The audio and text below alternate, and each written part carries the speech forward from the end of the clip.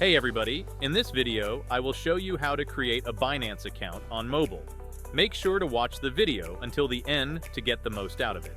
So to do this, all you have to do is simply open your Binance app, and then soon you will be directed to a page through which you can easily enter your email and mobile phone number.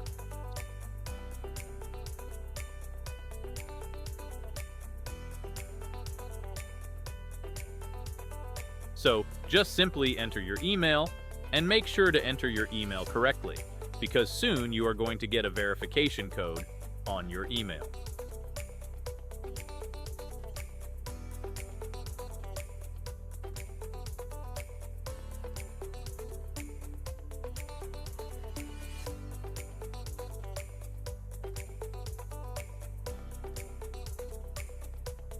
After putting your verification code here, create a strong password, and soon your account will be created. So that is it for this video.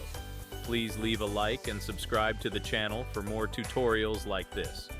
Thanks for watching. Goodbye.